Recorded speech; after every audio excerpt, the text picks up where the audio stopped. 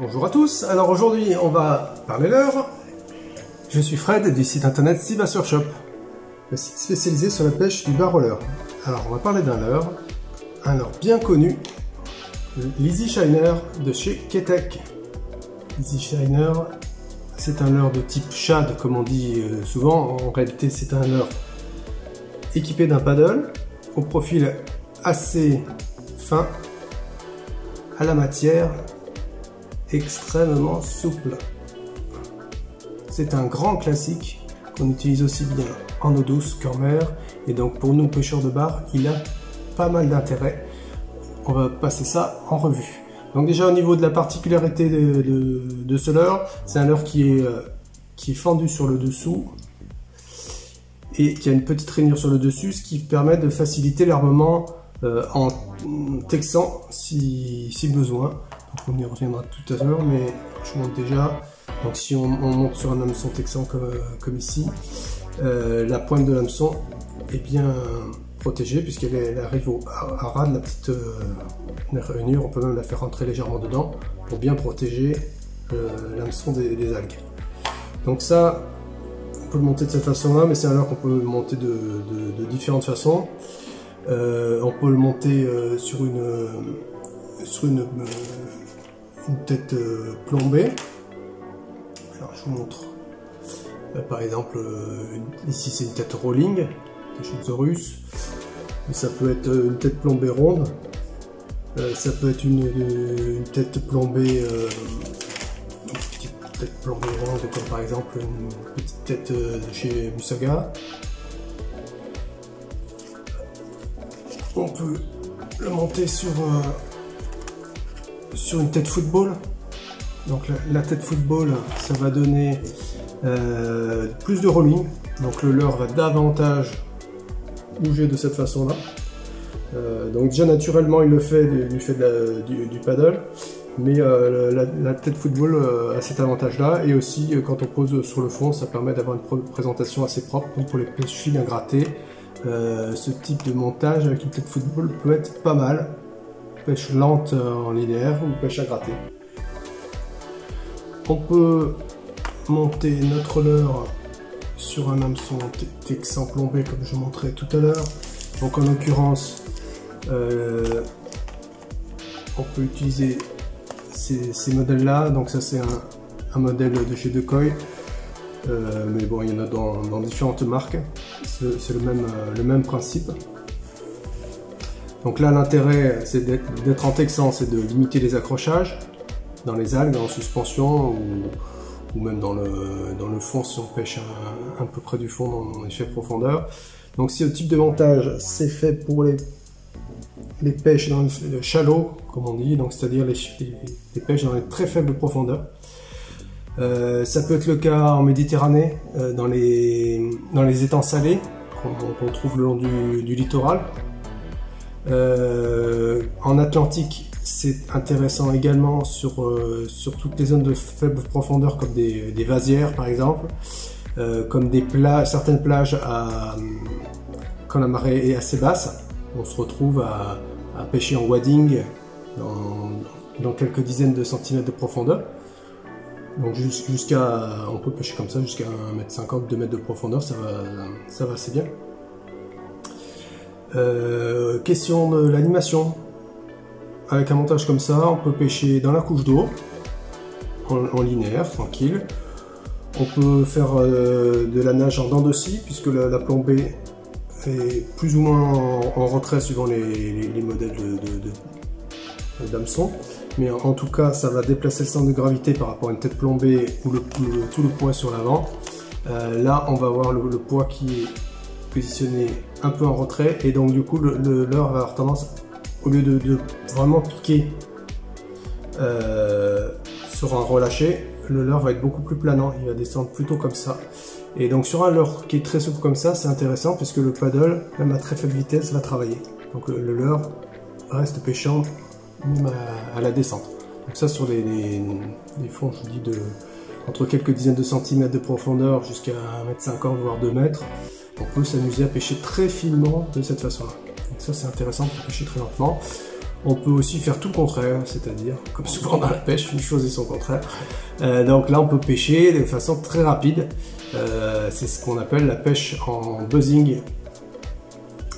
En quoi ça consiste? C'est de laisser le leurre au ras de la surface, le ramener à une vitesse assez soutenue pour que le paddle travaille et vienne frapper la surface de l'eau. Et ça fait comme des petits remous. Et donc ça, c'est quelque chose qui est assez attractif sur les poissons. Donc dans certains cas, quand les poissons ne prennent pas tellement entre deux eaux, sont relativement apathiques, ça permet de les faire bouger. Ou alors quand ils sont sur des herbiers. Parfois on constate que les poissons sont dans des algues, on a quelques dizaines de centimètres d'eau au-dessus, on peut pêcher avec un montage de ce type-là, que ce soit en Atlantique ou en Méditerranée, c'est le même principe, ça marche très très bien. Et donc ça fonctionne, là c'est sur un modèle d'assez petite taille, mais évidemment sur quelle que soit la taille du leurre, on peut faire ce montage, il suffit d'adapter la taille de l'hameçon. Voilà, une autre petite variante qui peut être intéressante, c'est un montage sur tête VJ36. Donc, la VJ36, c'est celle-ci. Je vais faire un petit peu de place. Voilà. C'est une tête qui est très couramment utilisée pour la pêche du bar. L'avantage principal, c'est qu'on a une tête plombée montée en texan. Donc là aussi, on peut protéger la pointe de l'hameçon à l'intérieur du leurre. Et on reste pêchant. Donc là, sur un montage de ce type-là, on peut passer partout sans trop s'accrocher. Cette tête-là permet de pêcher en linéaire, bien sûr, de pêcher aussi à gratter. Donc on laisse. En plus, là, avec cette forme-là, on arrive à bien poser sur le fond et le leurre a tendance à se positionner comme ça. Donc c'est assez naturel, on peut lui faire des petits bonds sur le fond ou de plus grandes tirées, pourquoi pas pêcher en dents de scie, on peut faire à peu près ce qu'on veut avec ça, d'où le succès de ce modèle de tête qu'on peut utiliser sur un Easy Shiner, mais évidemment qu'on retrouve sur tout un tas d'autres leurres. Donc là ça s'associe bien, c'est quelque chose qui va pas mal, on peut pêcher de partout avec ça. Sur tête plombée, je reviens un petit peu dessus. Donc là, je n'ai pas parlé des grammages, mais évidemment, selon la profondeur à laquelle on va vouloir pêcher, selon la présence de courant ou pas, on va pouvoir pêcher avec des têtes de quelques grammes seulement. Si on veut pêcher très finement dans peu d'eau, monter à 10-15 grammes, enfin après ça dépend de la taille du leurre, mais pour pêcher sur des fonds moyens. Et puis quand on est en bateau, qu'on veut vraiment pêcher profond, là on peut pêcher avec de grosses têtes plombées. Donc au niveau des différentes versions de l'Easy Shiner, il existe en différentes tailles. On a du 2 pouces qui fait 5 cm, du 3 pouces qui fait 7,6. On a du 4 pouces, le 4 pouces c'est celui que j'avais tout à l'heure, c'est celui-ci, qui fait 10,3 cm, du 4,5 pouces, une taille très intéressante qui a été sortie un peu après, qui fait 11,3 cm. Donc là on rentre pleinement dans les tailles classiques pour pêcher de bar. Du 5 pouces, c'est comme celui-ci, 5 pouces, 12,6 cm. Et puis on a du 6,5 pouces.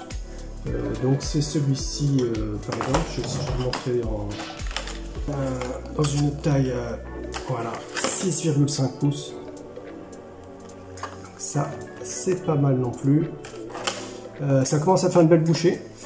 Pour la pêche du bord, c'est vrai qu'on utilise assez peu des leurres de cette taille-là, mais bon, pourquoi pas dans certaines circonstances, notamment quand la mer est agitée et en présence de poissons fourrage de belle taille ou de poissons de belle taille tout court.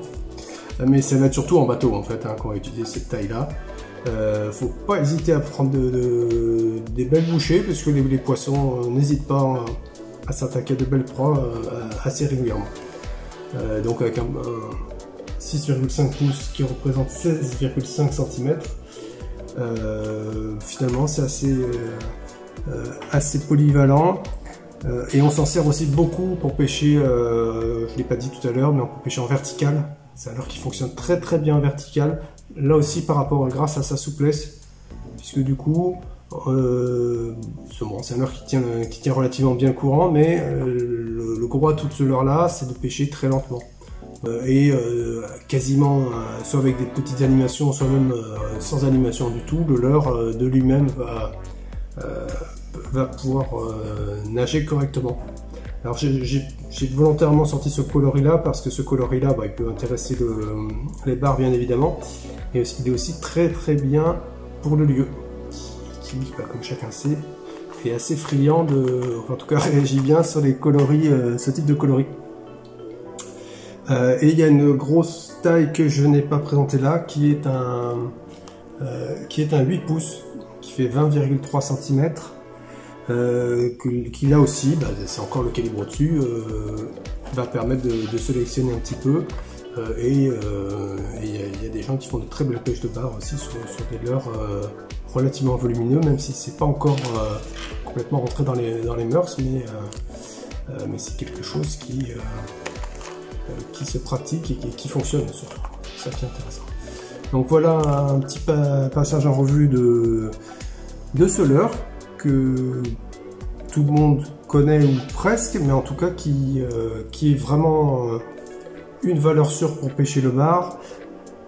Grosse distinguo, parce qu'évidemment j'imagine que la question qui est sur pas mal de lèvres, c'est oui, mais pourquoi l'Easy Shiner par rapport à un One Up Shad? Donc One Up Shad, là aussi un autre leurre ultra connu.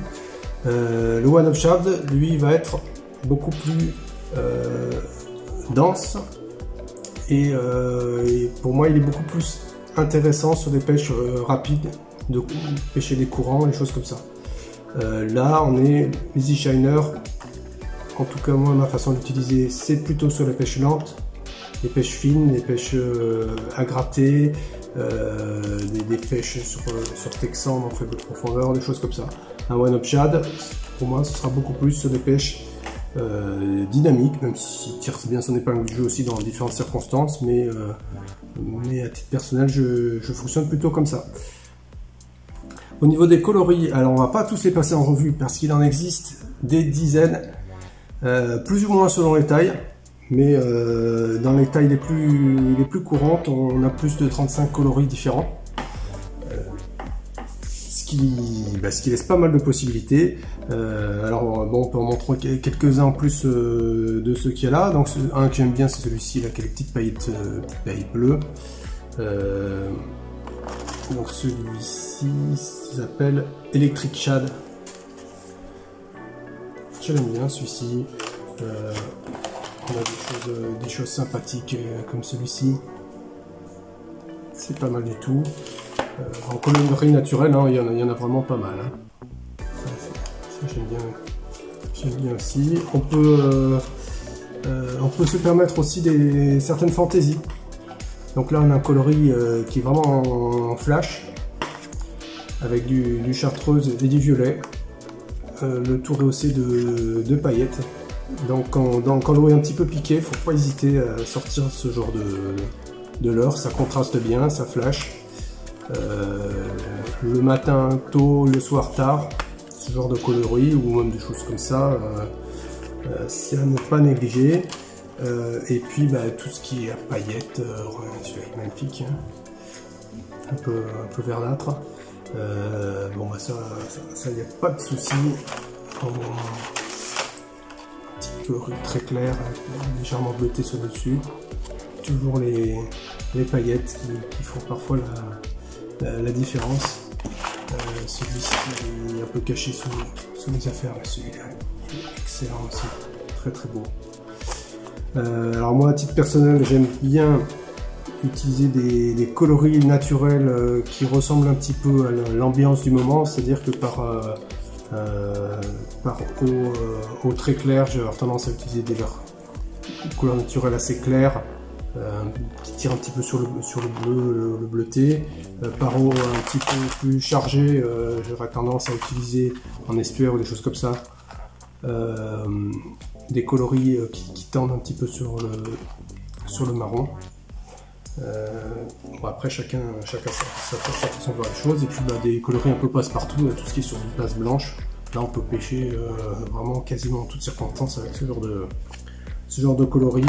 Le rose, voilà, on l'a vu tout à l'heure, le rose c'est un coloris qui n'est pas utilisé tant que ça, alors que il donne quand même pas mal de bons résultats, quoi. Faut oser franchir le pas.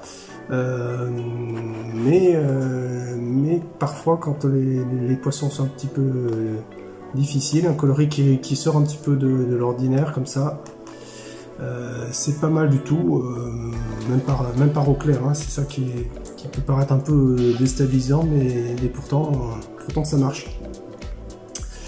Voilà pour ce petit tour d'horizon.